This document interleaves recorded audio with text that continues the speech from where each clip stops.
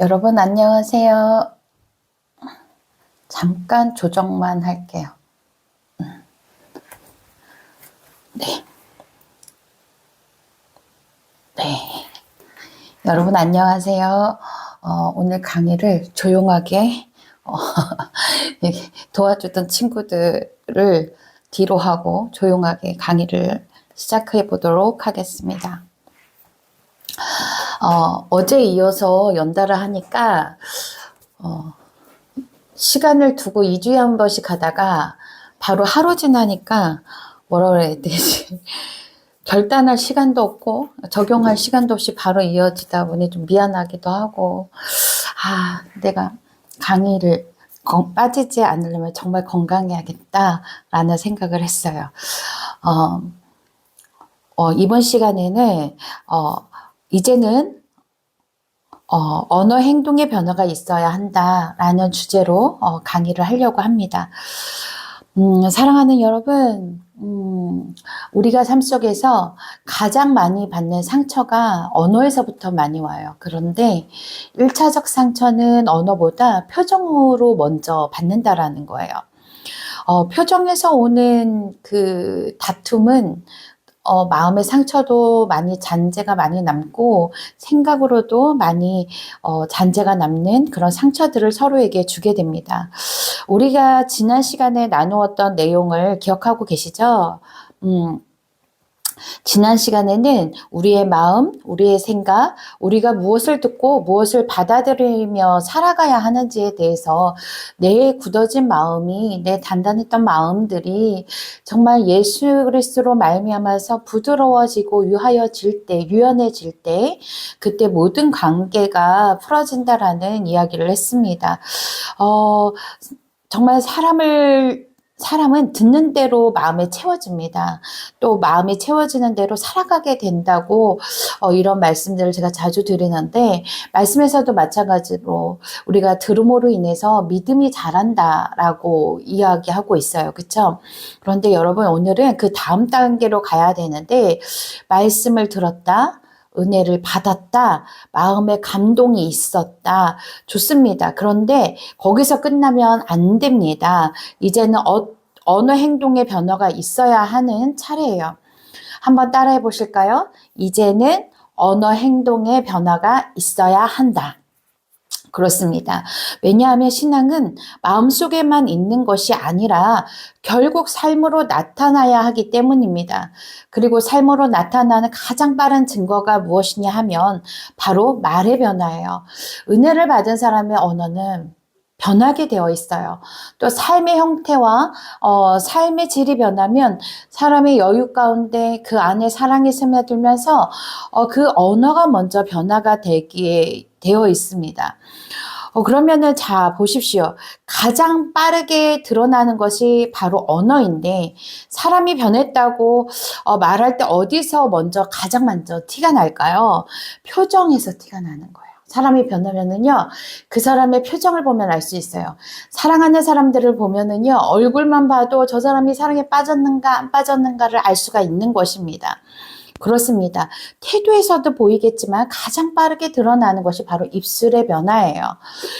말투가 달라지고 반응이 달라지고요. 표현하는 문장과 표정이 달라지는 거예요. 예전에는 늘 불평하던 사람이 또 어제 이때부터 감사의 말을 하기 시작하는 거예요. 또 예전에는 사람을 찌르는 말을 하던 사람이 이제는 사람을 세워가는 말을 하기 시작합니다. 또 예전에는 안 돼, 못해, 틀렸어, 왜 그래? 이런 말이 많았다면 이제부터는 괜찮아, 할 수 있어, 같이 해보자, 하나님이 도우실 거야, 이런 말이 나오기 시작하는 거예요. 언어를 보면은요, 그 사람이 어디에 속해 있는지를 알 수가 있습니다. 우리가 언어를 통해서 그 사람의 직업을 알 수 있고 삶의 태도와 형태를 알 수 있듯이 마찬가지입니다. 언어를 보면은 그 사람의 영의 상태와 삶의 가치관과 무엇을 지향하고 있는지 이것을 볼 수가 있는 것입니다. 그렇다면 이 시간에 우리가 꼭 붙잡아야 할 것은 이것이에요. 마음의 변화는 반드시 언어의 변화로 이어져야만 한다라는 거죠. 그리고 언어의 변화는 결국 행동의 변화를 만들어낸다라는 것이 오늘 여러분들과 나눌 주제입니다. 첫 번째 들어갈게요. 말은 내 마음의 상태를 보여줍니다. 우리 먼저 누가복음 6장 45절 말씀을 같이 보겠습니다. 누가복음 6장 45절 말씀. 선한 사람은 마음에 쌓은 선에서 선을 내고 악한 자는 그 쌓은 악에서 악을 내나니 이는 마음에 가득한 것을 입으로 말함이니라. 아멘. 여러분, 이 말씀 너무 중요합니다. 마음에 가득한 것을 입으로 말함이니라. 우리가 마음에 가득한 것, 머릿속에 가득 메어져 있는 것을 입 밖으로 말하게 되어 있습니다. 그렇죠? 네, 내가 오늘 봄 원피스를 샀어. 가령 생각을 해보세요.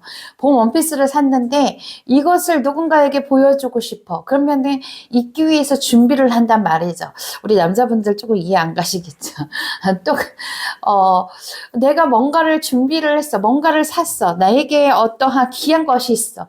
그러면 이거를 자랑하고 싶고 설명하고 싶고 내가 가진 거 아는 것을 보여주고 싶잖아요. 그쵸? 예, 그거와 같은 거예요. 자, 봅시다. 우리 안에 머물고 있는 것, 우리가 입안 가득 담고 있는 것, 머릿속에 생각하는 것, 그것이 무엇인가? 그것을 먼저 체킹할 거예요. 자, 봅시다. 여러분, 이 말씀 너무 중요한 말씀이에요. 마음에 가득한 것을 입으로 말함이니라. 그러니까 말이라는 것은 그냥 우연히 툭 튀어나오는 것이 아니라는 거예요. 생각 없이 툭 튀어나오는 것이 아닌 거예요. 우리가 갑자기 나도 모르게 툭 튀어나왔어. 마음의 소리가 들렸어. 라는 표현을 쓰잖아요. 말이라는 것은요. 내 생각과 내 마음 가운데 담아놨던 것이 나오는 거예요. 내 그릇에 담겨져 있던 것에서 추려서 나오는 것이지 전혀 생뚱맞게 내 안에 있지 않았던 것이 나오지는 않습니다. 그렇기 때문에 내 입에서 나오는 말은 내 안에 없는 것이 나올 수 없다는 얘기예요. 마음에 쌓여 있는 것이 결국 말로 나오게 되어 있습니다. 그래서 어떤 사람이 만나기만 하면 늘 원망을 해요. 불평을 합니다. 늘 남 이야기를 해요. 판단을 하고 정죄해요. 그러면 우리가 뭘 알 수 있냐 하면은 그 사람 안에 원망과 불평과 비교와 상처가 쌓여 있다라는 것을 알 수 있어요. 어떠한 이야기를 계속적으로 지속적으로 한다면 그 사람 안에 그것이 쌓여 있기 때문에 하는 것입니다. 반대로 어떤 사람은 만나면 늘 따뜻한 말을 합니다. 격려하는 말을 하고 고맙다고 말을 하고 괜찮다고 말을 합니다. 희망을 말하고요. 그러면 그 사람 안에는 뭐가 있는 거라고요? 그렇습니다. 은혜가 있고 사랑이 있고 여유가 있고 믿음이 있다라는 것입니다. 여러분, 입은 마음의 창문이에요.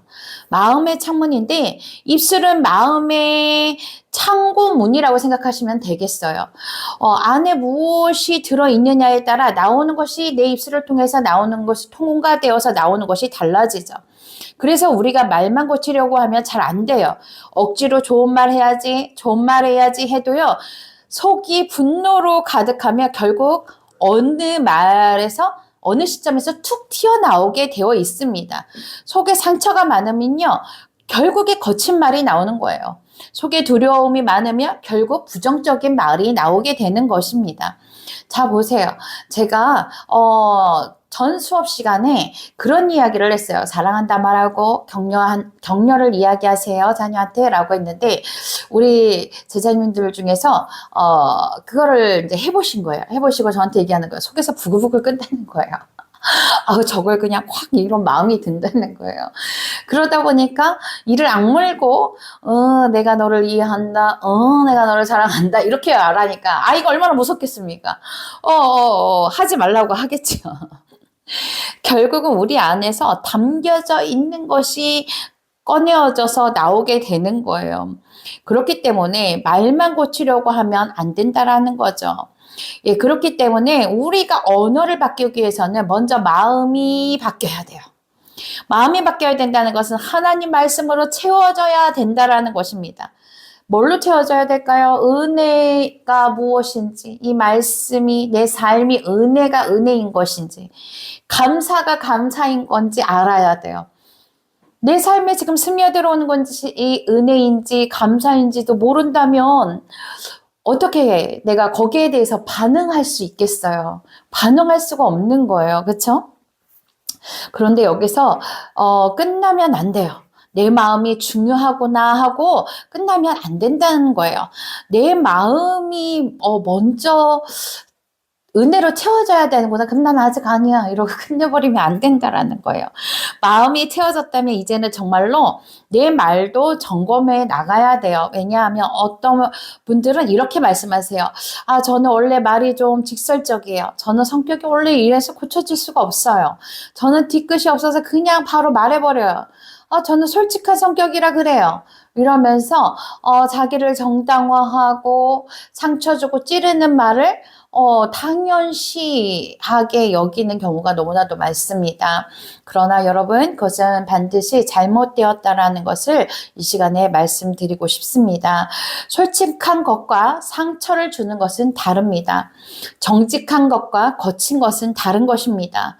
분명한 것과 무례한 것은 다른 것입니다. 분명히 나 또한 정직하게 말했고 팩트만을 말했는데도 불구하고 왜 저 사람이 말했을 때는 상처를 안 받고 왜 이 사람이 내가 말했을 때 상처를 받지? 그 안에서는 사랑이라는 베이스, 유대관계가 없었기 때문이고 먼저 중보하고 기도하고 서로 그 관계 속에서 이루어져야 하지만 그냥 내가 선의로 내가 옳은 말을 한다고 찌르는 말을 한다면 정말 찌르는 것이 되는 거예요. 상대방을 찌르게 되는 것입니다. 그렇기 때문에 나는 원래 어떤 사람이야 이런 것들은 면죄부가 될 수가 없고요. 핑계가 될 수가 없고 합리화가 될 수가 없습니다. 예수 믿고도 원래대로 산다면 변화가 없다라면은 그러면 그 안에 예수 그리스도가 내조하시지 않는다라는 얘기입니다. 왜요? 우리 기독교는 변화의 종교입니다. 그죠? 맞지요? 네, 예수 그리스도 안에서 예수 그리스도의 생명이 십자가가 내 안에 들어오고 부활의 믿어짐으로 인해서 내가 새롭게 거듭나고 내가 변화되어야 하는데 나는 원래 그래 라고 하는 말은 나는 어둠 속에 속한 자야. 나는 원래 이렇게 태생이 이래 라고 말한다는 것은 되게 무례하고 무질서한 이야기입니다. 한번 따라해 보실까요? 말은 내 마음의 상태를 보여준다. 말은 내 마음의 상태를 보여주는 것입니다. 다시 한번 말은 내 마음의 상태를 보여준다. 예, 정확하게 이렇게 말하는 거예요. 자, 보세요. 사랑하는 사람이 있어요. 그러면 오늘은 어떻게 고백해야 되지? 오늘은 어떻게 내 마음을 표현해야 하지? 라고 그것을 궁리합니다. 맞지요? 네, 뭐라고 호칭을 바꿔볼까? 어떻게 할까? 이것을 계속해서 궁리하고 이야기하게 돼요. 그런데 성도를 사랑하고 가족을 사랑하고 부부가 사랑하고 자녀를 사랑한다면서 그 궁리를 할 수 없다라는 것은 슬픈 거예요. 그렇죠? 그러면 오늘 우리가 우리 스스로에게 물어야 할 것이 있어요. 내 입에서 요즘 제일 많이 사용하는 무엇일까? 언어가 무엇일까? 그래서 여기서 잠깐 여러분들 레포트 쓸 때에 그 부분에 이 부분을 한번 첨부해 보세요. 내가 가장 많이 사용하는 언어, 남편에게, 와이프에게, 부인에게, 자녀들에게, 관계 속에서 성도들에게 내가 제일 많이 하는 말은 무엇일까? 그것을 써보고요. 그리고 이 수업이 마무리되었을 때 종강할 때에 나의 언어는 그 말에서 어떻게 변화되고 있는가? 그리고 결단하는 부분이 A4 용지 한 장에 기록되어서 레포트와 함께 첨부해서 제출해 주시기 바랍니다. 우리가 요즘 어떤 말을 씁니까? 감사합니다. 감사합니까? 불평입니까? 아니면 야속하다는 얘기를 합니까? 왜 나를 이해하지 못할까입니까? 믿음입니까? 염려입니까? 격려입니까? 혹은 정죄와 비난입니까? 내 말이 곧 지금 내 영적 상태를 보여주는 것이기 때문에 지금 그것을 점검한다라는 것은 아주 중요해요. 내 언어, 내 표정, 내가 잠시 거울 보고서 나를 체킹할 때만 웃고 있는 것이 아니라, 제가 이제 우리 자녀들이나 우리 학생들한테 제일 많이 하는 거, 우리 선생님들한테 네 모습을 촬영해서 너에게 보여주고 싶다라고 얘기를 합니다. 깜짝 놀랄 거예요. 본인에게 같은 표정으로 같은 언어로 이야기한다면 100%나 상처받았어, 나 힘들어라고 했을 거예요. 참 아픈 일이에요. 그렇죠? 그러나 그거를 너무 무질서하게 상대방에게 사용하고 있다라는 것입니다. 그렇기 때문에 우리가 두 번째, 믿음이 자라면 말이 먼저 달라져야 합니다. 에베소서 4장 29절 말씀을 보겠습니다. 무릇 더러운 말은 너희 입 밖에도 내지 말고 오직 덕을 세우는 데 소용되는 대로 선한 말을 하여 듣는 자들에게 은혜를 끼치게 하라. 아멘. 이 말씀을 보면은요, 하나님은 단순히 나쁜 말 하지 마 정도로만 말씀하지 않으신다라는 거예요. 그 다음이 더 중요합니다. 덕을 세우는데 소용되는 대로 선한 말을 하여 듣는 자들에게 은혜를 끼치게 하라. 무슨 뜻입니까? 하나님은 우리의 말이 그냥 상처만 안 주는 수준이 아니라 사람을 세우는 말이 되기를 원하신다라는 얘기예요. 듣는 사람에게 은혜를 끼치는 말이 되기를 원하신다라는 것입니다. 우리 식구 중에서 이렇게 말하면 너가 계속해서 사람들에게 상처를 주고 힘들게 하는 거야 라고 말하면, 그러면 이렇게 말을 해요. 그럼 말을 안 하면 되죠 라고 해요. 그런데 그걸로 끝나는 것이 아니에요. 왜냐? 하나님은 서로 함께 지어져 가게 만드셨고 우리는 관계 속에서 살아가기 때문에 말을 안 하고 산다는 것은 있을 수가 없는 거예요. 그럼 벌써 사망 선고를 받은 겁니다. 아니요, 이미 사망한 상태를 본인이 스스로 말하고 있는 거예요. 나는 사망한 자야 라고 말하고 있는 것입니다. 본인 스스로에게 사망 선고를 하는 거예요. 그렇기 때문에 우리의 언어는요, 입술로도 하지만 표정으로 하고요, 우리의 몸짓으로도 우리는 언어를 상대방에게 전달하고 있습니다. 그러면 여기서 덕을 세우는데 소용하는 대로 소용되는 대로 선한 말을 하여 듣는 자들에게 은혜를 끼치게 하라라고 말했어요. 바로 사람을 세우는 말, 은혜를 끼치는 말이 되기를 원하신다라는 거예요. 그렇다면 여러분, 말에는 방향성이 있다는 얘기예요. 지금 이 말씀을 보면 말에는 방향성이 있다라는 것입니다. 말은 누군가를 무너뜨릴 수도 있고요, 세울 수도 있다라는 것입니다. 말은 마음을 얼어붙게 할 수도 있고요, 녹여줄 수도 있다라는 것입니다. 말은 사람을 포기하게 할 수도 있고요, 다시 일어나게 만들 수도 있다라는 거예요. 한마디 때문에 상처받아 평생을 힘들게 살아가는 사람도 있고요, 한마디 때문에 살아나는 사람도 있다라는 거예요.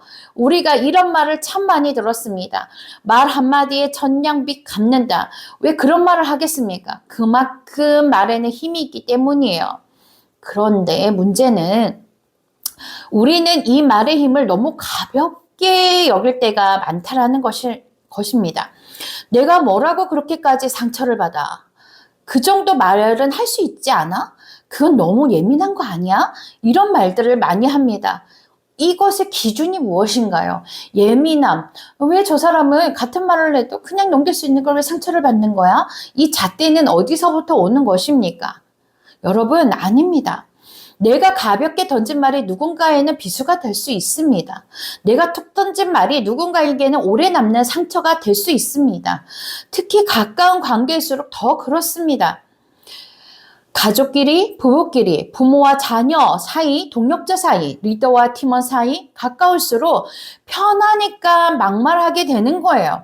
그런데 가까운 사이일수록 어떻게 해야겠습니까? 더 조심해야 한다라는 것입니다. 왜냐하면 가까운 사람의 말이 더 깊이 박히기 때문입니다. 정을 받는 거예요. 그렇죠? 정을 받는다라고 하는 것입니다. 여러분, 가족이라서 함부로 말하면 절대 안 됩니다.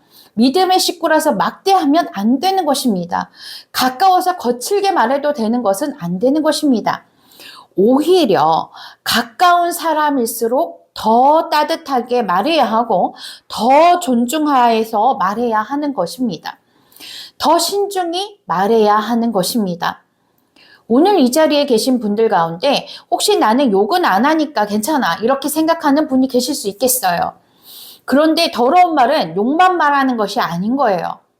사람을 깎아내리는 말이 사람을 죽이는 말이고 더러운 말에 속하는 것입니다. 비꼬는 말, 무시하는 말, 계속 비교하는 말, 희망을 꺾는 말, 자존감을 밟는 말, 이것도 다 더러운 말이 될 수 있는 것입니다. 겉으로는 점잖게 말하지만 속에 칼이 들어있는 말이 있습니다. 칼을 가지고 있는 말이 있어요.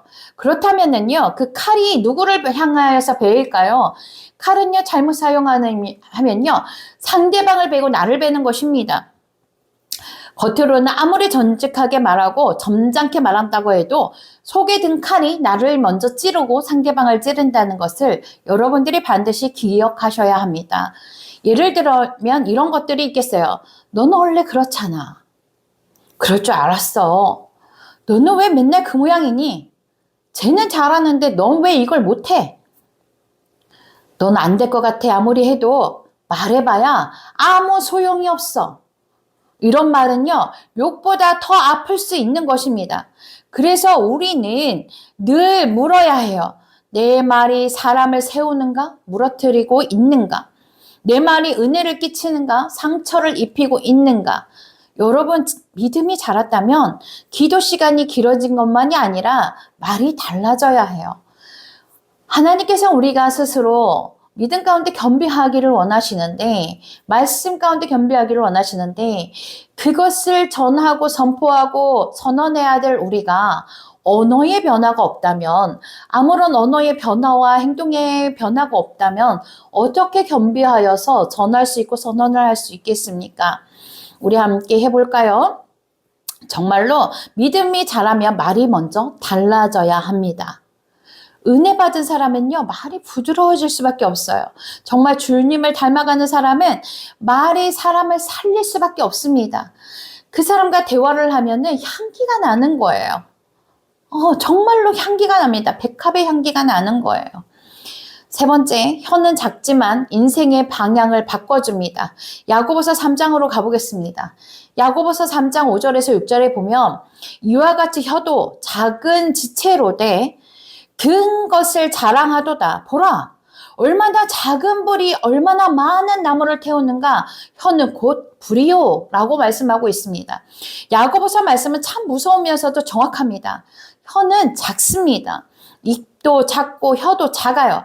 그런데 그 작은 것이 엄청난 결과를 만들어낸다라는 것입니다.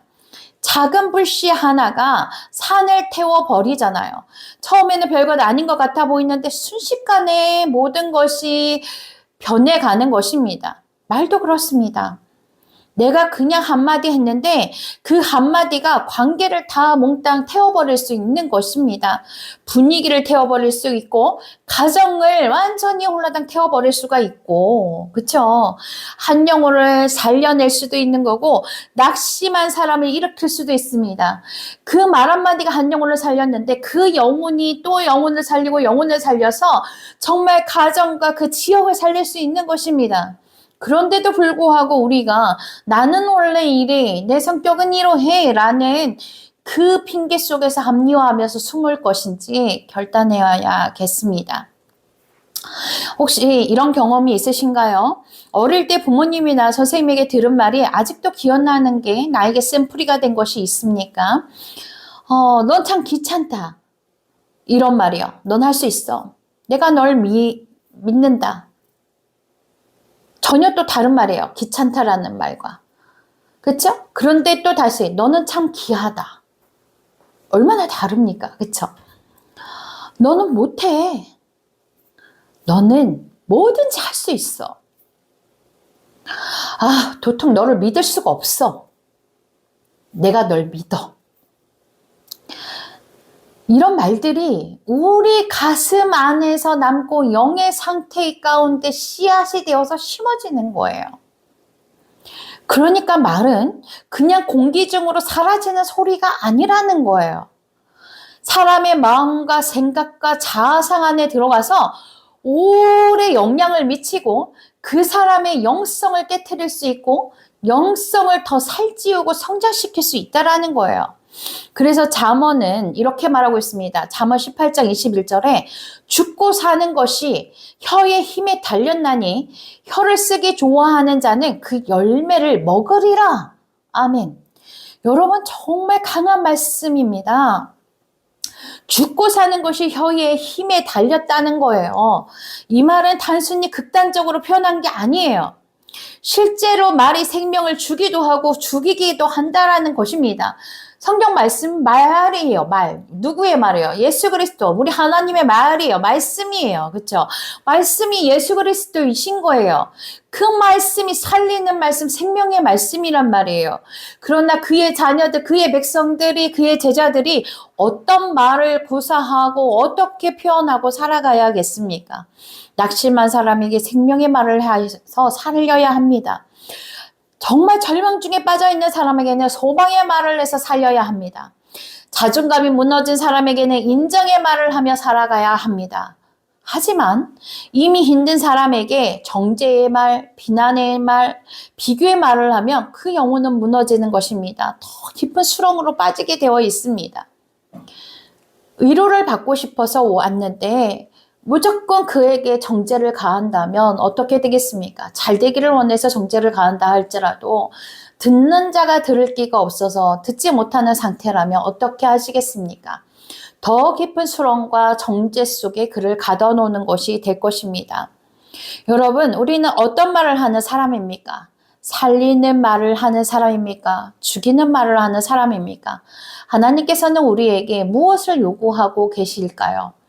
바로 이 시간 하나님께서는 우리에게 살리는 자가 되어라 라고 말씀하시는 거예요.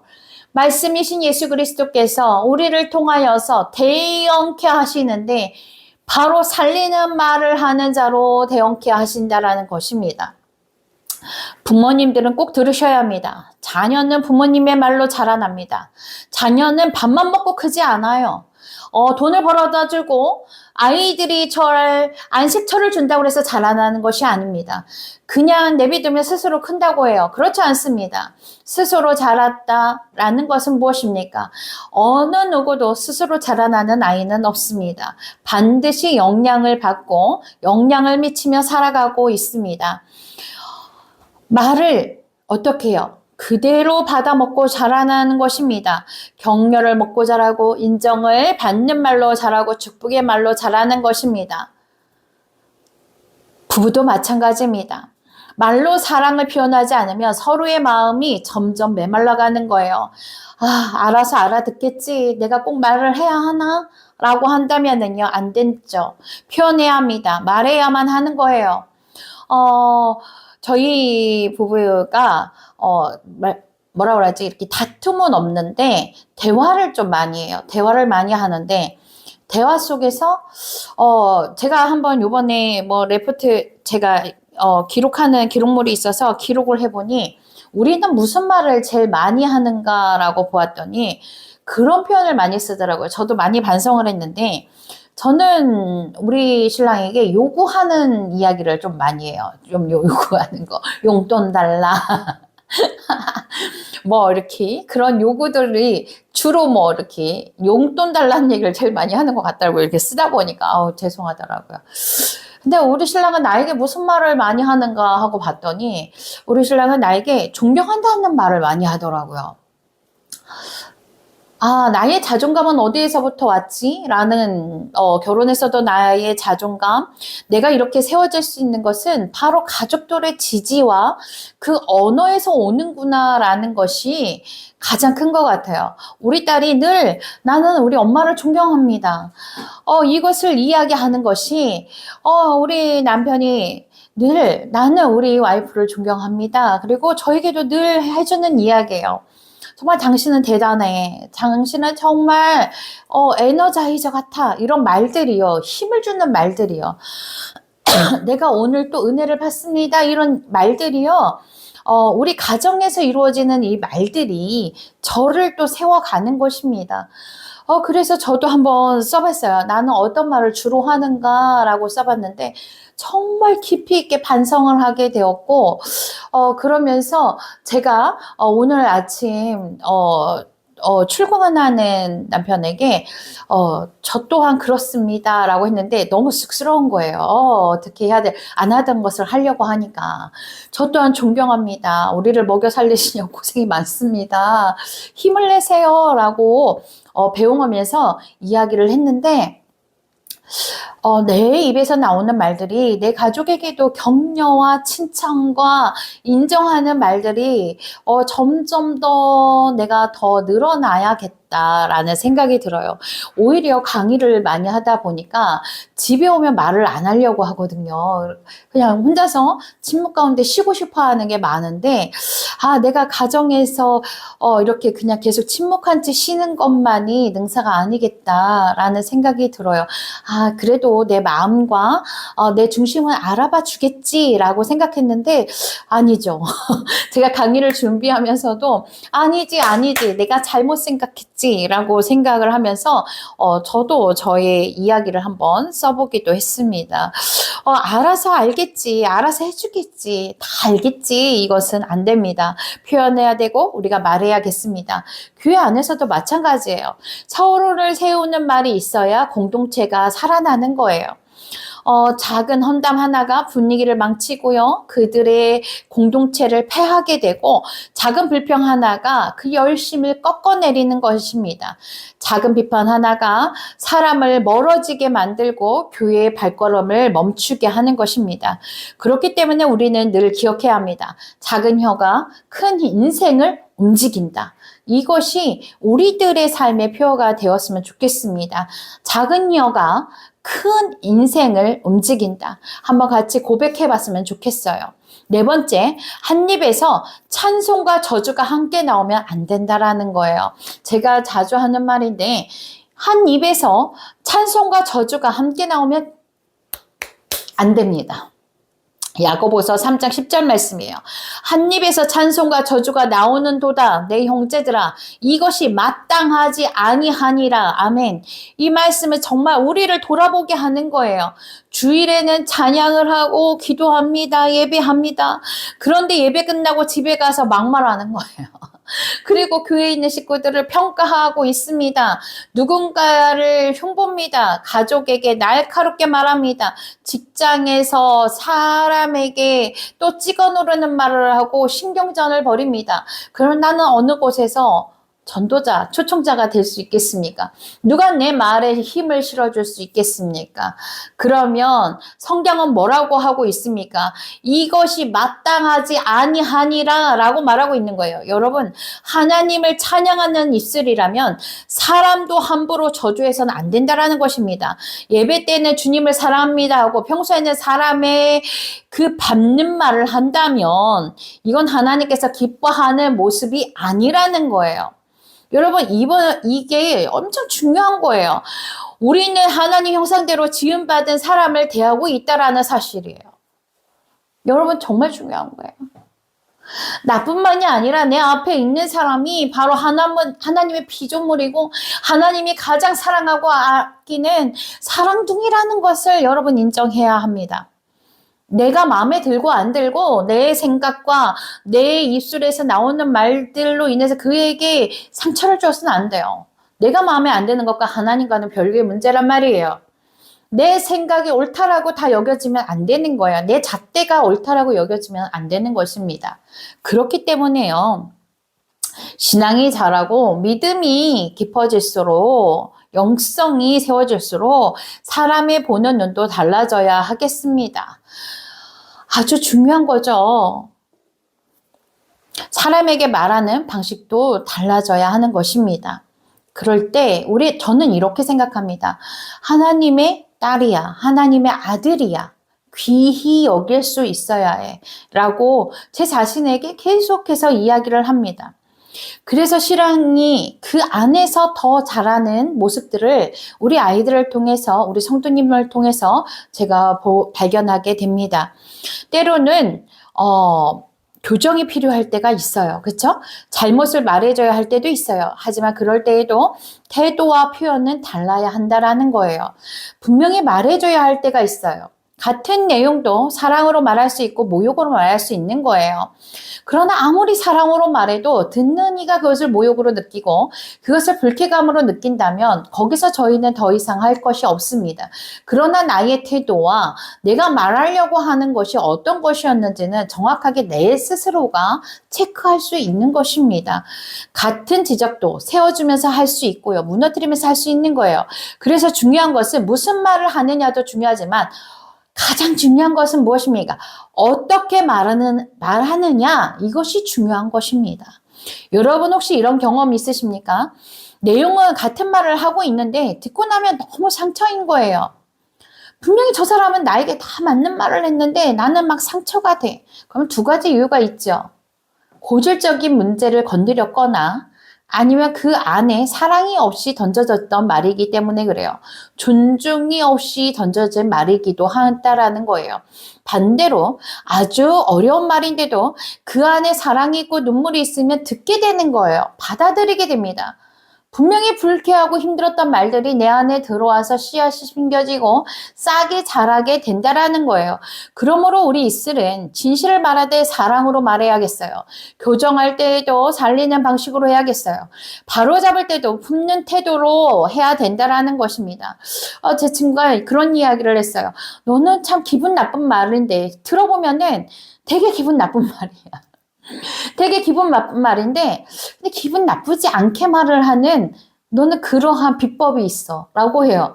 그래서 들어보니 나도 이게 칭찬인가 이게 뭐지? 라는 생각을 요즘 종종 했어요. 그런데 어제도 같은 이야기를 하는 거예요. 너는 내가 계속 느끼는데 분명히 내가 들어서 기분이 상하는 말이야.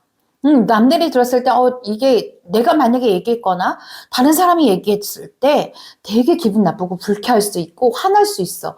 근데 희한하게 들으면 그것이, 그렇구나. 라고 이해가 가고 또, 그럼 고쳐야겠다. 라는 생각을 하게 된다라는 거예요. 그것은 너의 능력이야. 라고 얘기를 해요. 그래서 곰곰이 생각을 해봤어요. 오늘 이렇게 수업 준비하면서 어제 했던 말이 칭찬이었을까? 생각을 해보면서, 생각을 해보니까 뭐가 다른 걸까 했더니 바로 이 부분이에요. 뭐예요? 바로 그 삶의 방식이에요. 삶의 방식인데 그 안에 사랑과 존중과 기이 여기는 마음이 있다면 그 삶의 태도가 습관이 되어서 늘 말하는 방식은 동일하게 살리는 말을 할 수 있다는 것입니다. 다섯 번째, 언어는 단지 소리가 아니라 영적 습관입니다. 저는 이것을 되게 중요하게 여기는데요. 여러분, 말은 습관이에요. 우리가 무심코 하는 말들이 반복되면 그게 내 언어 습관이 되는 것이고요. 그 언어 습관이 결국 내 삶의 분위기를 만들어가는 거예요. 우리 식구 중에서도 내가 말을 했는데 분명히 그 언어 습관으로 얘기했는데 그것을 가지고 얘기할 때, 이런 얘기를 해요. 내가 언제 그런 말을 했느냐? 나는 그런 말을 한 적이 없다라고 해요. 왜요? 습관처럼 늘 하다 보니까 내가 언제 그런 말을 했고, 내가 그런 말을 하고, 언제, 어떻게 적시 사용하고 있는지를 알지 못하면서 숨을 쉬듯 뱉어내는 것입니다. 왜 그럴까요? 언어는 습관이고 그 안에 들은 것이 흘러서 넘쳐서 뱉어지기 때문에 그렇습니다. 어떤 집에 가면 늘 분위기가 밝은 곳이 있어요. 분명히 괜찮아, 고마워, 수고했어, 잘했어, 사랑해, 기도해보자 이런 말이 흐르는 가정이에요. 그 집에 있으면 마음이 평안하고 숨이 쉬어지는 거예요. 마음이 놓이는 거예요. 그런데 어떤 집은 늘 긴장감이 있어요. 너 또 왜 그러니? 똑바로 해. 맨날 문제야. 너 이리 와봐. 짜증나. 됐어. 이런 말들이 오고 가는 거예요. 그러면 그 공간 안에는 사람들의 마음을 위축하고 겁나게 하고 그 영이 숨어버리게 하는 그러한 흐름이 있는 것입니다. 직장도 마찬가지예요. 팀도 마찬가지입니다. 교회 소그룹도 마찬가지겠죠. 결국 말이 분위기를 만들고 분위기가 문화를 만든다라는 사실이에요. 문화가 사람을 바꾸는 거예요. 그래서 여러분, 내가 어떤 말을 반복하느냐는 별것 아닌 문제가 아니라는 거예요. 그건 내가 어떤 분위기를 만드는 사람인가와 연결된다라는 사실입니다. 질문해 보겠습니다, 여러분. 여러분이 있는 곳은 밝아집니까? 무너집니까? 무거워집니까? 여러분들이 그 자리에 속해서 들어갔을 때 다툼이 있습니까? 아니면 화해와 회복이 있습니까? 여러분들이 말하면 사람들이 사람납니까? 움츠립니까? 여러분들이 한마디를 한다면 그 여러분들이 속한 곳에 소망을 줍니까? 부담을 줍니까? 굉장히 중요한 질문이에요. 우리는요, 믿음의 사람들은 말로도 빛과 소금이 되어야 된다라는 거예요. 행동만이 아니라 말로도 거룩해져야 합니다. 기도할 때만 거룩한 게 아니라 말할 때에도 거룩해야 된다라는 거예요. 내 입술의 모든 말들이 주 앞에 있어야 된다라는 거예요. 예수 그리스도가 실제하신 나의 하나님께서 나와 함께 살아가는데 하나님 안에서 사람을 죽이는 말을 한다면 나와 함께 걷고 계시고 나와 함께 호흡하고 숨쉬는 하나님이 얼마나 슬퍼하시겠습니까? 모든 생각이 여러분들의 언어와 여러분들의 행동이요. 바로 하나님을 인지했으면 좋겠어요. 하나님을 생각했으면 좋겠어요. 하나님의 마음을 헤아릴 수 있었으면 좋겠습니다. 6번째, 변화된 언어의 첫 번째 특징은 무엇일까요? 감사입니다. 데살로니가전서 5장 18절 말씀을 같이 보겠습니다. 데살로니가전서 5장 18절. 범사에 감사하라. 이것이 그리스도 예수 안에서 너희를 향하신 하나님의 뜻이니라. 변화된 언어의 가장 뚜렷한 특징 중 하나가 뭐냐 하면 감사의 말입니다. 감사의 말. 감사는 그냥 예의가 아니에요. 감사는 믿음의 표현이에요. 감사는 은혜를 아는 사람에게서 나오는 은혜의 소리예요. 그렇기 때문에 여러분 똑같은 상황을 만나도요. 어떤 사람은 불평부터 하는 사람이 있고 어떤 사람은 감사부터 하는 사람이 있는 것입니다. 왜냐하면 이런 일이 생기는 거예요. 왜 나한테 이런 일이 계속 생기는 거지? 라고 받는 사람이 있습니다.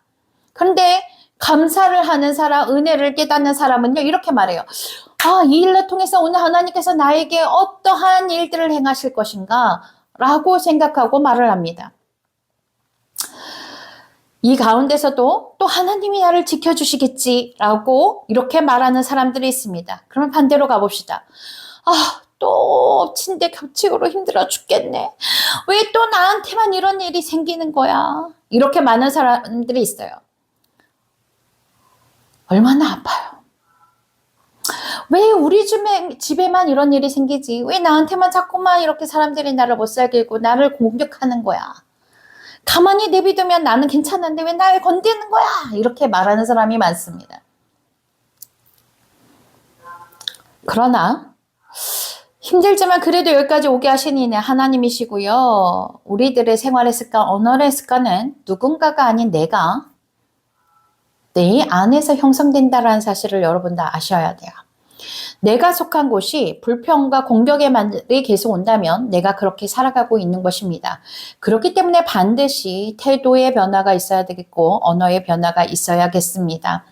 여러분, 감사는요, 상황이 좋아서만 나오는 게 아니고요. 감사는 하나님을 신뢰하는 사람에게서 나오는 거예요.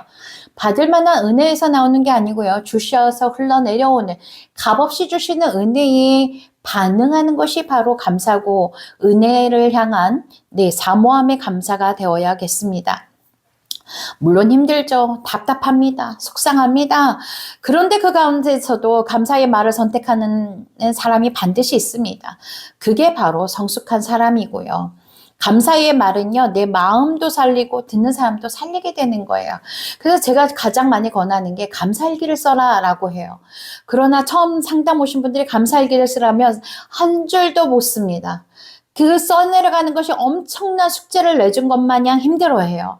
그러나 인정하고 무엇이 감사인지를 알게 될 때에는 그 칸이 부족해서 쓸 수가 없고 눈물이 나서 그 은혜 가운데 감사만을 할 수밖에 없습니다. 얼마나 감사한가요? 감사하는 사람들의 삶이 어떤가 한번 보셨으면 좋겠어요. 감사하는 사람이 있는 집은 밝아져요. 감사하는 리더가 있는 공동체는 건강해져요. 감사하는 부모 앞에서 자란 아이는요, 정서가 훨씬 안정되고 절대 거짓말을 하지 않습니다. 그러나 속이고 거짓말하고 허언증이 있는 부모 밑에서는 그런 아이가 자랍니다. 감사하지 않고 불평하고 책망하고 정죄하는 부모 밑에서는 그러한 아이가 자라나는 것입니다. 우리 아이가 왜 이렇게 속이지? 우리 아이가 왜 이렇게 거짓말을 하지? 우리 아이가 왜 이렇게 나태하지? 우리 아이가 왜 성실하지 못하지? 우리 아이가 왜 이렇게 지각을 하지? 우리 아이가 왜 약속을 지키지 않지? 내 안에 있는 모습이에요. 내게서 흘러나간 모습이에요. 우리 가정에서 먹고 자란 양분인 거예요. 그래서 여러분, 오늘부터라도 감사의 언어를 훈련하셔야 합니다.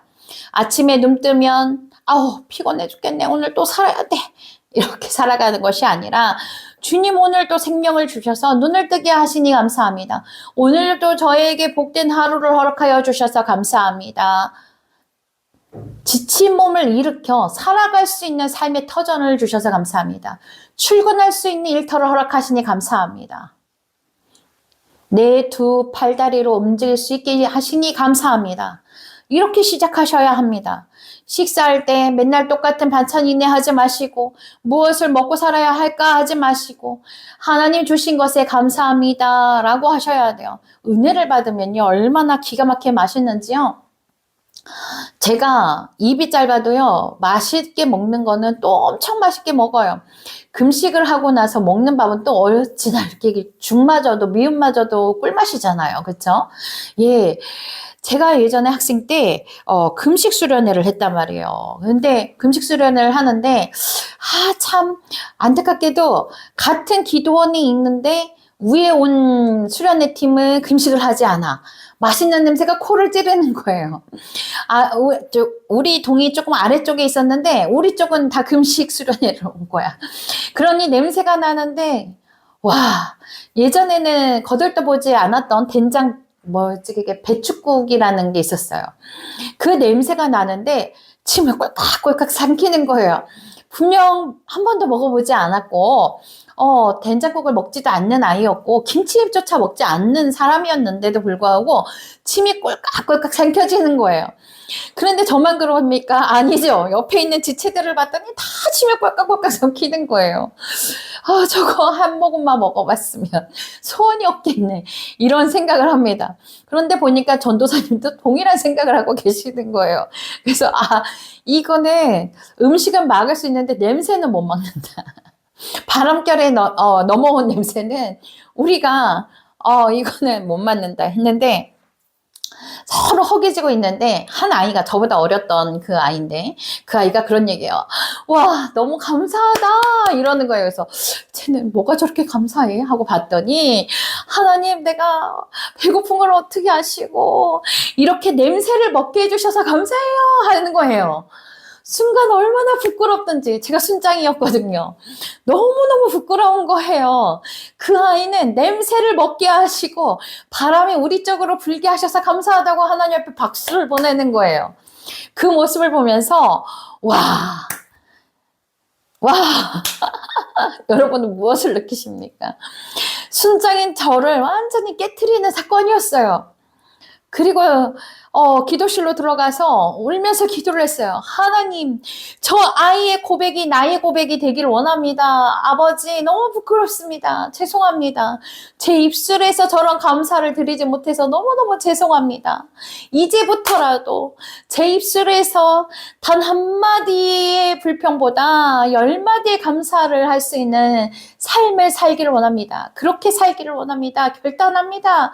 주여, 저의 입술에 하나님께서 파수꾼을 세워주셔서 저를 지켜주시옵소서 이렇게 울부짖으면서 기도했던 사건이 있었습니다. 그리고 열심히 또 수련회를 잘 마치고 돌아와서 미음 먹고 죽을 먹고 보식한 후에 아주 맛있는 집에 와서 얘기를 했어요. 된장 배춧국을 끓여달라고. 얼마나 놀랐겠어요. 가정에서. 얘가 뭐라는 거야. 편식이 심한 아이가 뭐라는 거야.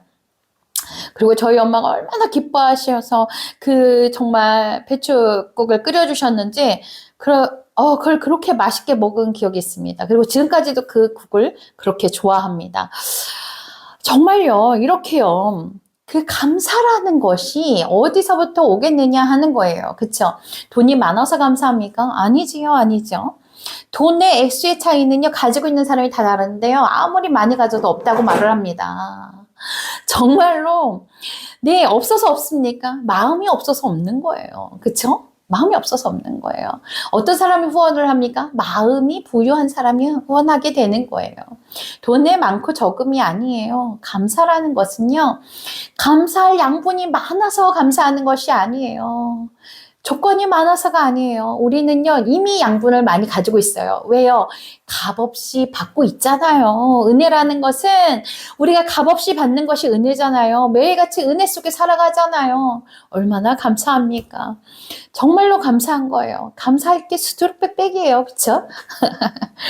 그렇기 때문에 가족에게도 당연하게 여기지 말고 고마워, 수고했어. 이 말을 자주 사용하시기를 축복합니다. 감사의 말은요, 작지만 그 공간과 영적인 상태와 이 모든 것을 바꾸는 거예요. 7번째, 변화된 언어와 2번째 특징은 믿음의 고백이에요.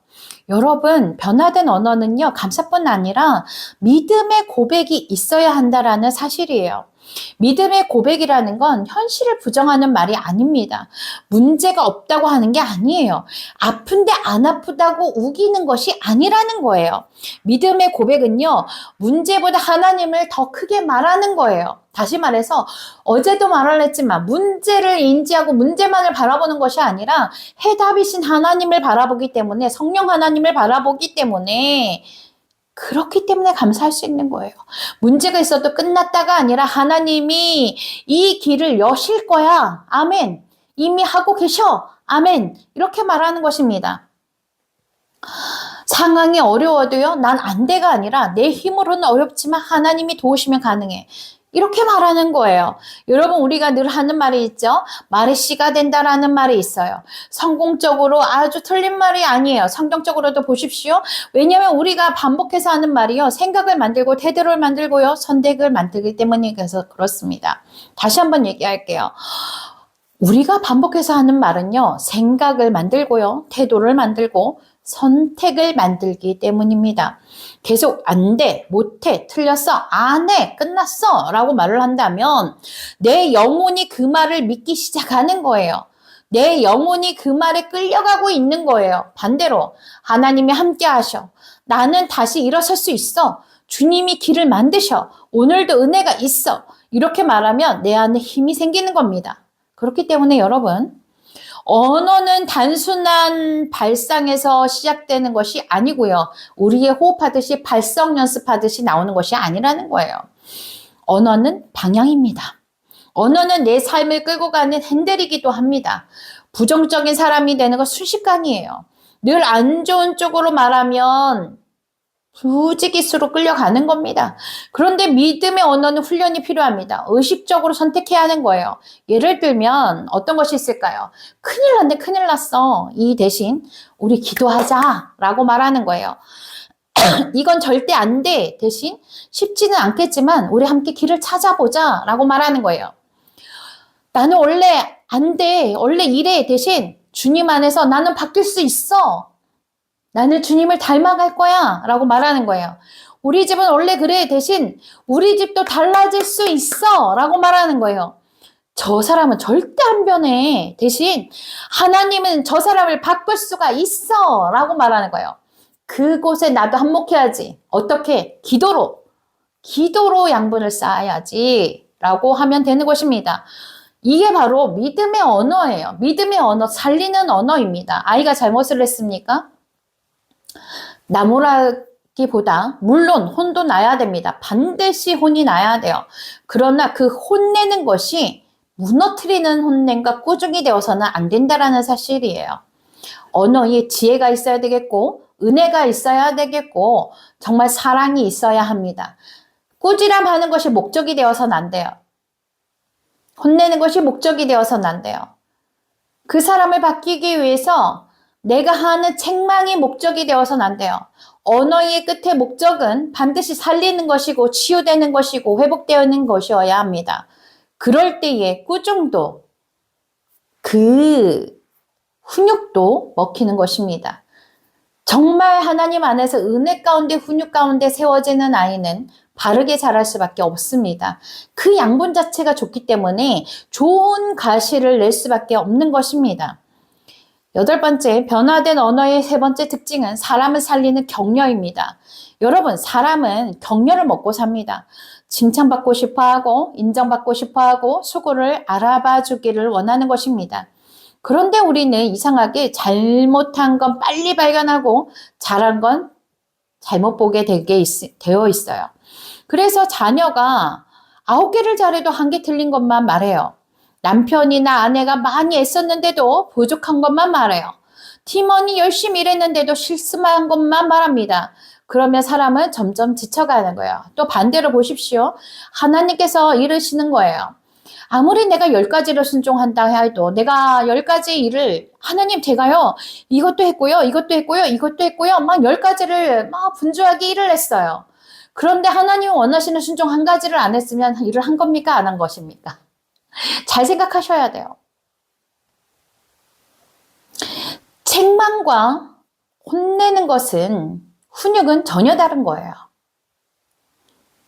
아이가 만약에 순종이 마땅히 순종해야 할 바를 알지 못하고 그곳에서 교만 가운데 쌓아져 간다면 반드시 훈육해야 합니다.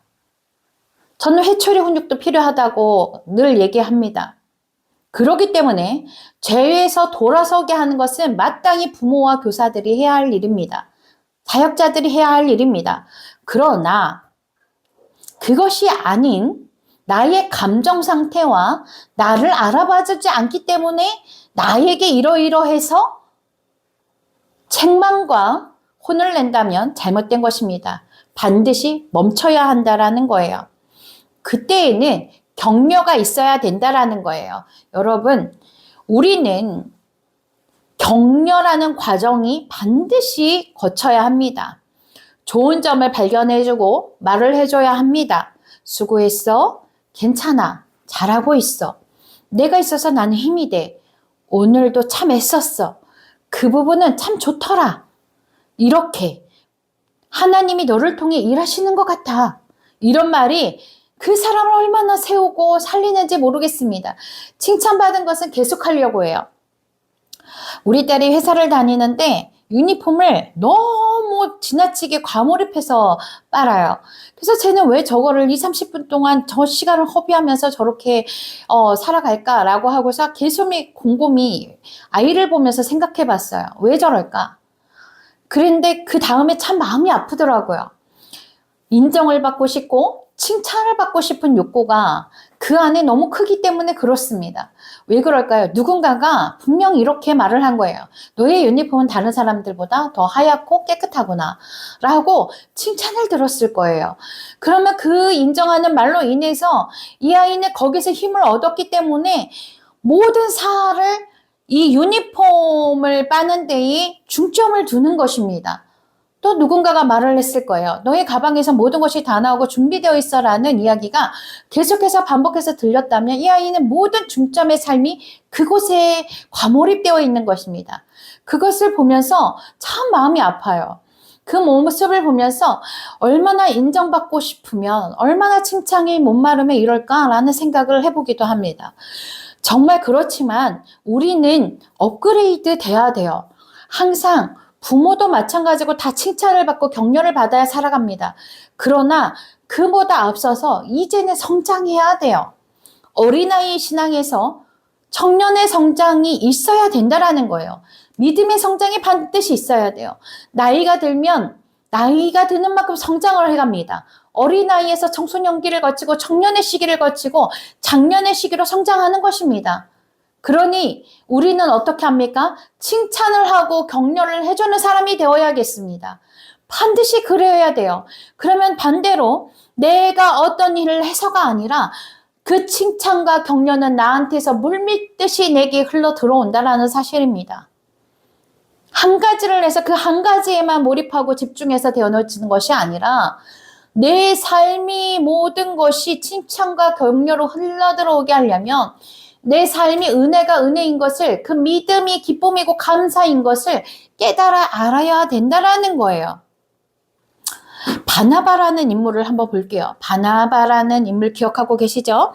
바나바라는 사람은, 목사님은 의로의 아들이라는 이름처럼 사람을 세우는 역할을 했습니다. 사도 바울도 처음엔 사람들이 무서워하고 믿지 않았단 말이죠. 그런데 바나바가 그를 품어줬습니다. 마가도 실패했을 때 어땠습니까? 바나바가 다시 기회를 줬어요. 바로 바나바는 사람을 살리는 사람이란 말이죠. 여러분, 공동체에는 바나바 같은 사람이 반드시 필요합니다. 실패한 사람을 다시 세워주는 사람, 낙심한 사람에게 당시의 용기를 북돋워주는 사람, 가능성을 보고서 말해주는 사람, 교회 안에 이런 언어가 많아져야 되고요. 가정 안에서도 이런 언어가 많아져야 한다라는 사실이에요. 혹시 여러분 주변에 말 한마디만 들어도 힘이 나는 분 계세요? 그분은 돈을 준 것도 아니고 큰일을 해준 것도 아닌데도 이상하게도 그분 말 한마디에 힘이 나는 거예요. 왜냐하면 생명의 언어를 쓰는 사람이기 때문에 그렇습니다. 우리도 그런 사람이 되어야 하지 않겠습니까? 내가 그런 사람이 되어야 돼요. 칭찬만 받으려고 하고 격려만 받으려고 하고 내 편이 되어주기만 하려고 하는 신생아와 유아기에 머물러 있지 말고 이제 우리도 바나바와 같이 힘을 쏟아서 살리는 사람, 칭찬과 격려를 하는 그러한 성장된 사람, 믿음의 성장을 살아가야 된다는 것입니다. 우리 같이 해볼까요? 나는 사람을 살리는 말을 하겠습니다. 나는 반드시 사람을 살리는 말을 하는 사람이 되겠습니다. 9번째입니다. 부정적 언어가 왜 무서운가? 여러분, 부정적인 말은 생각보다 더 빠르게 퍼져나갑니다. 좋은 말보다 나쁜 말이 더 빨리 전염될 때가 있어요. 누군가 불평하면 분위기가 가라앉습니다. 누군가가 험담하면 마음이 탁해집니다. 누군가가 비꼬면 관계가 멀어지고요. 냉소하면 그 열심이 식습니다. 그러니까 여러분, 말의 죄를 너무 가볍게 보면 안 됩니다. 말은 보이지 않지만 영향을 크게 준다라는 거예요. 우리가 흔히 행동으로 짓는 죄는 잘 경계하지만 말로 짓는 죄는 너무 쉽게 넘어갈 때가 있습니다. 바로 험담, 뒷담, 조롱, 비난, 또 거기서 뭐가 있어요? 비꼬고 정죄하고 과장하고 낙인 찍고요. 이런 것들이 다 조심해야 될 것들이에요. 특히 사실만 말한 거예요 라는 말 되게 위험하고 무서운 거예요. 사랑 없는 말을 정당해서 말한다는 것은 폭력이에요. 내게 맞는 말을 했는가 보다 더 먼저 물어야 할 것이 있습니다. 그것이 무엇이냐면 그 말이 필요한 말이었는가? 그 말이 사랑으로 전달되어졌는가? 그 말이 하나님의 뜻에 맞았는가? 이것을 반드시 확인하셔야 합니다. 여러분, 할 말이 많아도 안 하는 것이 지혜일 때가 있습니다. 또 맞는 말이라도요, 타이밍, 그때를 알지 못하고 말을 한다면 안 한 것이 낫습니다. 기다려야 합니다. 굳이 말하지 않아도 될 말을 참는 것이 더 성숙한 겁니다. 그 말을 하여서 모든 것이 긁어부스럼이 되게 되어서는 안 된다라는 것입니다. 그렇기 때문에 10번째, 언어 변화는 결심만으로 되지 않고 훈련이 반드시 필요합니다. 시편 141편 3절 말씀을 함께 보겠습니다. 여호와여, 내 입 앞에 파수꾼을 세우시고 내 입술의 문을 지키소서. 제가 매일 하는 기도예요. 여호와여, 내 입술에 바로 내 입 앞에 파수꾼을 세워주시고 내 입술의 문을 지키소서. 여러분, 다윗 같은 사람도요, 하나님 제 입을 지켜주세요 라고 기도했다라는 겁니다. 왜 그랬을까요? 사람은 자기 힘만으로 입을 완전히 봉쇄하고 다스리기 어렵기 때문에 그렇습니다. 그러므로 언어 변화는요, 결심으로 시작하지만 훈련과 기도로 꾸준히 유지해 나갈 때, 그럴 때 습관화되고 그것이 체질화되어서 내가 그 언어에 체득화되어서 내 안에서 그 언어가 나간다라는 거예요. 어떻게 훈련할 수 있을까요? 첫 번째, 말하기 전에 잠깐 멈추는 훈련을 해야 합니다. Stop. 화가 날 때 바로 말하지 마세요. 섭섭할 때 바로 쏟아내지 마세요. 감정이 올라올수록 늦게 말해야 합니다. 여러분, 순간의 감정으로 던진 말은 오래 후회할 수 있는 가능성이 아주 큽니다. 건네지 말아야 할 말을 건네서는 안 됩니다. 그것이 소문이 되어서도 안 돼요. 굿뉴스가 되어야 되는데 배드뉴스가 돼서는 안 된다라는 거죠. 잠깐 멈추세요. 속으로 기도하세요. 주님, 이 말을 해야 하겠습니까? 주님, 이 말을 어떻게 해야겠습니까? 라고 기도를 하시라는 거예요. 둘째, 부정어를 줄이는 훈련을 하십시오.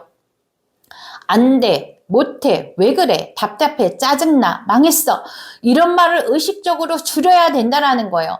내가 사용하지 않으면 내 주변이 사용하지 않아요. 내 아이가 사용하지 않습니다. 그러나 어느 날 아이가 사용하는 것이 내 귀에 거슬려서 아이를 책망한다면 잘못된 것입니다. 반드시 나에게서 부정어가 있는가 없는가를 체크하시기를 바랍니다. 셋째, 감사 표현을 늘리는 훈련을 해야 합니다. 하루에 감사 3가지를 말해보는 거예요. 혼잣말로라도 하세요. 가족끼리 나누어도 좋습니다. 의식적으로 하시길 바랍니다. 4번째, 축복의 말을 습관화하는 것입니다. 자녀에게 하나님이 너를 사랑하신다. 너는 귀한 존재야. 넌 할 수 있어. 이렇게 말하는 것이 얼마나 중요합니까? 또 배우자에게 고마워. 수고했어. 당신 때문에 당신 덕분에 힘이 납니다. 라고 말하는 거예요. 동역자에게 애쓰셨어요. 그 부분 정말 좋았습니다. 은혜가 되었습니다. 같이 해서 얼마나 든든한지 몰라요. 나는 당신이 있어서 너무나도 좋습니다. 당신 하나님께서 내게 주신 축복이에요. 이런 말들이 얼마나 좋습니까? 5째, 마음을 채우는 내용부터 바꿔야 돼요. 마음이 계속 독한 것으로 찬다면 입술도 독해지는 거예요. 그렇기 때문에 말씀을 듣고 은혜를 받고 찬양을 또 하나님 앞에 올려드리고 감사일기를 쓰고 그 내면을 먼저 건강하게 세우는 그 작업이 먼저 있어야 되겠다라는 겁니다. 그렇기 때문에 여러분, 우리가 언어를 고친다는 건 한순간에 내가 하나님 그러하겠습니다. 제 언어를 고치겠어요. 지금부터 그러하겠습니다. 라는 결단이 있었으면 거기서 끝나는 것이 아니라 그때부터 바로 지금 이 시작점부터 계속해서 나를 훈련하고 나를 하나님 앞에 내어놓아야 하는 것입니다. 습관적으로 나올 것입니다. 그러면은 내가 의식을 하고 있다면 멈춰야 되는 거예요. stop. 멈춰야 되는 겁니다. 그리고 think, 생각해야 되는 거예요. 그리고 choice, 선택을 해서 그 말을 선택해서 얘기해야 하는 것입니다. 11번째, 예수님을 닮는다는 것은 말도 닮아가는 것입니다. 여러분 보십시오. 우리가 예수 믿는 목적은 천국 가는 것만이 아니라는 사실이에요. 이 땅에서도 예수님을 닮아가는 것입니다. 왜요? 내 아버지를 내가 닮는 것이 마땅한 거예요. 당연한 겁니다. 그렇다면 당연히 말도 달라져야죠. 언어도 달라져야 하는 것입니다. 예수님은 죄인에게도 소망의 말을 하셨습니다. 넘어진 자를 향해서 일으키는 말씀을 하셨고요. 상처 입은 자에게 회복의 말씀을 하셨습니다. 물론 책망하실 때도 있었어요. 그 책망도 살리기 위한 책망이었어요. 살리는 말, 좋은 말, 소망의 말을 하라고 했더니 아예 아이한테 훈육을 안 하거나 입을 꼭 닫고 있는 분들도 많으세요. 그런데 그 잘못된 것을 안일하게 봐서도 안 되겠죠. 지금 다시 말하겠지만 그 안에 예수님도 책망을 하셨습니다. 그런데 그 안에서 책망도 살리기 위한 책망을 해야 된다는 거예요. 어떻게 표현하고 어떻게 말하는 것이 좋은가를 연구하시라는 말씀이에요.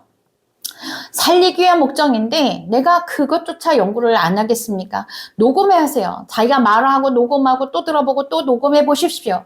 그리고 그 언어가 내게 되게 연습하는 것이 중요하겠습니다. 예수님의 말에는 진리가 있었습니다. 동시에 사랑이 있었습니다. 권위가 있었고 자비가 있었습니다. 우리도 그래야 합니다. 무조건 좋은 소리만 하자는 게 아니에요. 진실을 말하되 예수님의 방식으로 말하자라는 것이에요. 신앙은 말투까지 포함되는 거예요. 성숙은 어휘까지 포함되는 거예요. 거룩은 반응까지 포함되는 것입니다. 그렇기 때문에 여러분들의 언어는 영적 상태와 여러분들의 삶의 가치관과 여러분들의 삶의 성품이 보이는 것입니다. 우리 자신에게 12번째 먼저 적용해야 합니다. 적용으로 가봅시다. 여러분 오늘 이 말씀을 들으면서 저 사람 꼭 들어야 하는데 이렇게 생각할 수 있겠어요. 우리 남편이 들어야 하는데 우리 아내가 들어야 되는데 우리 자녀가 들어야 되는데 저 집사가 들어야 하는데 그런데 오늘은요 먼저 나에게 꼭 적응하시기를 바랍니다. 네, 또 이것이 다 나쁘다고는 할 수 없어요. 예, 또 은혜를 또 나누고 싶어 하는 것이니까 가능합니다. 그러나 반드시 내가 먼저입니다. 내가 먼저 적용해서 살아가야 합니다. 주님, 내 말이 어땠습니까? 내가 사람을 살렸습니까? 상처 줬습니까? 불평이 많았습니까? 감사가 많았습니까? 믿음의 말을 하고 있습니까? 두려움을 말하고 있습니까? 나는 축복을 말하고 있습니까? 판단하고 있습니까? 이 질문을 우리 각자가 주님 앞에서 해야 하겠습니다. 왜냐하면 언어 변화는 남을 바꾸는 데서 시작되지 않고 나를 돌아보는 데서 시작되기 때문입니다. 언어의 변화는 반드시 나로부터 출발한다는 것을 반드시 깨달아 알았으면 좋겠습니다. 그럼 우리가 한번 실제적인 적용을 해볼까요? 오늘부터 이렇게 해보십시오. 아주 실제적으로 적용해 보겠습니다. 첫 번째, 아침 첫 마디를 바꿔보는 것입니다. 아침에 일어나자마자 피곤해보다 주님 오늘도 감사합니다. 이 말을 먼저 해보는 것입니다. 순서가 바뀌고 삭제할 것을 삭제하는 것입니다.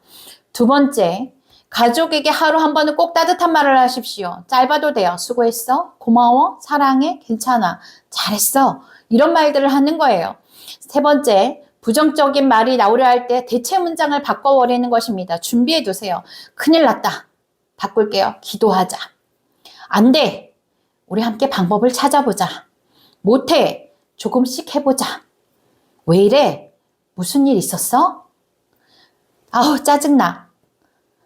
내가 지금 많이 지쳤구나 라고 말을 해주는 거예요. 또 험담을 멈추셔야 됩니다. 누군가 이야기할 때 없는 자리에서 평가하고 깎아내리는 말을 줄이세요. 정말 필요한 이야기인지 물어보세요. 그리고 하나님이 그 자리에서 듣고 계신다는 것을 인지하세요. 축복 기도를 입에 붙이십시오. 자녀를 보며 축복하세요. 남편과 아내를 보면서 축복하시고요. 교회 식구들을 보면서 축복하세요. 하나님이 함께하시길 바라고요. 주님이 힘주시기를 바라보시고 은혜가 힘입어 오기를 바라시기를 축복합니다. 여러분, 축복의 말을 자주 하는 사람의 얼굴도 달라져요. 눈빛도 완전히 달라지고요. 분위기도 달라져요. 얼마나 이뻐지는지 몰라요. 이뻐지고 싶은 사람 있죠. 예, 여기 다 있죠. 이뻐지고 싶으신 분들. 예, 이렇게 해야 이뻐지는 거예요. 언어가 변화된 관계가 변하고 인생이 변하는 거예요. 마지막입니다. 정리해 보겠습니다. 생각이 바뀌면 말이 바뀌는 것입니다. 말이 바뀌면 행동이 변합니다.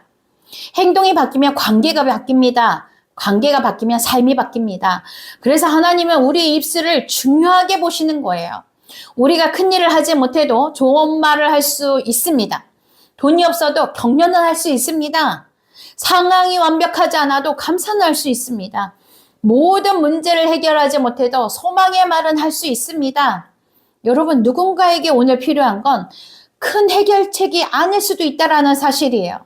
어쩌면 따뜻한 한마디가 될 수 있어요. 제가 어제 생일이었는데 우리 아이들이 돈이 없어서 뭔가를 사주고 싶었는데 사주지 못해서 그 마음이 아팠나 봐요. 편지를 썼는데 그 이야기를 썼어요. 제가 성인이 돼서 돈을 벌면 꼭 사드리고 싶은 게 있어요. 이거를 반드시 사드리고 싶어요. 그런데 지금은 마음을 받아주세요. 라는 선물을 받았어요. 얼마나 감동을 받았는지 몰라요. 정말 큰 감동을 받았어요. 무엇이 귀하고 좋아서가 아니라요. 마음이요. 그 말에 마음이 표현되어 있는 거예요. 또 한 아이는 저에게 무엇이 필요하냐고 물어보아서 용돈을 모아둔 것을 가지고 그것을 구비해서 저에게 주었습니다. 그리고 이렇게 말을 하는 거예요. 이것을 사용하셔서 이쁘게 사용하셨으면 좋겠어요 라고 얘기를 해요. 햇빛을 가려서 여름만 되면 봄과 여름이 되면 화초를 갖고 오시냐고 얼굴이 새까맣게 타시는데 예쁜 배고 피부를 유지하셨으면 좋겠어요 라고 얘기를 하는 거예요. 더 비싸고 좋은 걸 드리지 못해서 죄송해요. 우리 아이의 말이에요. 세상에 어떻게 이런 말이 그 입에서 나오겠냔 말이에요. 그쵸? 준비했겠어요? 써서 원고가 작성이 되어 있었겠어요? 아니지요. 뭐가 있어요? 그거는 사랑이 있기 때문에. 사랑이 있어서 가능한 거예요. 아멘? 여러분 부럽죠? 사랑이 있어서 가능한 거예요. 그 안에 머물고 정체되어 있는 것이 언어로 나오는 것입니다, 여러분. 괜찮아요. 함께 기도할게요. 당신은 소중해요. 하나님이십니다. 잘하고 있어요. 다시 시작할 수 있어요. 하나님이 여러분과 함께 하세요. 이 말이 우리 입에서 척척척 붙어서 나가야 돼요. 이런 말이 사람을 살리는 거예요. 사랑하는 우리 여러분, 이제는 언어 행동의 변화가 있어야 합니다. 말씀을 들었다면 말이 달라져야겠고요. 은혜를 받았다면 그 반응이 달라져야 합니다. 기도한다면 말투가 달라져야 돼요. 언어와 표정이 달라져야 돼요. 예수 믿는다면 입술이 반드시 달라져야 하는 것입니다. 하나님의 성품을 닮아가야 해요. 한 입으로 찬양하고 또 한 입으로 사람을 무너뜨리는 그러한 삶이 아니라 이제는 내 입술이 사람을 세우고 살리고 위로하고 축복하는 통로가 모두 되어야겠습니다. 오늘 이 시간 이후로 우리의 가정에 언어의 변화가 일어나기를 축복합니다. 여러분, 우리의 공동체에 언어의 변화가 일어나기를 축복합니다. 우리의 관계 속에 언어의 변화가 일어나기를 축복합니다. 또 한번 마지막으로 따라해 보겠습니다. 이제는 언어 행동의 변화가 있어야 합니다. 아멘. 그래서 내 입술이 사람을 살리는 도구가 되게 하소서. 이것을 놓고 기도했으면 좋겠습니다. 마무리 말씀 골로새서 4장 6절 말씀이에요. 너희 말을 항상 은혜 가운데에서 소금으로 맛을 냄과 같이 하라. 그리하면 각 사람에게 마땅히 대답할 것을 알리라. 아멘. 여러분, 항상 은혜 가운데서 말씀하시기를 권면합니다. 은혜 없는 말은 오래 남는 상처가 되지만 은혜 있는 말은 오래 남는 힘이 될 것입니다. 그렇기 때문에 하나님 안에서 반드시 승리하시되 습관화 되시기를 축복합니다. 이 생활이 결단 가운데에서 계속해서 훈련되어서 체득화된 삶으로 나로 인해서 나로 말미암아 내 안에 계신 성령 하나님으로 내가 더 은혜 가운데 세워질 때에 내가 속한 가정 공동체가 건강하게 변화되어진다는 것을 여러분들에게 반드시 축복 가운데 알리고 싶었습니다. 여러분, 우리들의 변화, 가정의 변화, 회복은 어디서부터 올까요? 우리들의 말 한마디, 표정 하나에서부터 시작됩니다. 그렇기 때문에 내가 먼저, 사역자인 내가 먼저, 말씀을 먼저 들은 자가 먼저 행동하는 것이 맞습니다. 반드시 결단하고 훈련하셔서 하나님과 함께 동행하는 삶, 말씀으로 체득화된 삶, 실제적인 하나님과 동행하는 삶을 살아가시기를 여러분 모두를 축복하고 권면합니다. 감사합니다. 여러분, 오늘까지 이렇게 시간이 마무리되었는데요. 수업이 마무리되었는데요. 아까 A4 용지에 제출하라고 하였던 부분들 한 번 더 체킹하시고 제출하시고요. 그리고 제가 예화를 자료를 보낼 거예요. 그 자료를 예화를 좀 오늘 들려드리고 싶었는데 좀 길게 준비하다 보니까 그것을 자료로 해서 여러분들에게 넘겨주도록 할게요. 그리고 책을 권장 도서를 좀 추천 도서를 정리를 하다 보니까 너무 많더라고요. 그래서 이것도 목록을 제가 보내드릴 테니까 말 그대로 추천 도서예요. 그렇기 때문에 여러분들이 이 책을 읽고서 좋은 영향력이 발휘되었으면 좋겠습니다. 그렇지만 필독서가 있습니다. 존 파이퍼, 저스틴 텔러 목사님이 지으신 건데요. 이분이 지으신 건데 그리스도인들의 언어 습관을 성격적으로 다룬 그러한 책이에요. 그래서 당신의 입을 거룩하게 하라라는 책입니다. 이것은 필독서고요. 이 강의가 끝날 때까지 종강 전까지 반드시 레포트를 작성하셔서 제출하시길 바랍니다. 그래서 당신의 말을 거룩하게 하라. 이 필독서를 반드시 읽으시고 레포트를 작성하셔서 이것으로 성적 관리를 하도록 하겠습니다. 오늘도 말씀 가운데 그리고 저의 수업 가운데 함께 해주셔서 감사합니다. 여러분, 우리의 삶 속에서 하나님이 함께 하시고 실제적으로 살아가신다는 것을 반드시 깨달아 하시고 우리들의 말과 표정과 우리들의 태도가 은혜 가운데서 변화되어지기를 여러분 모두를 축복합니다. 여러분 모두 수고하셨습니다.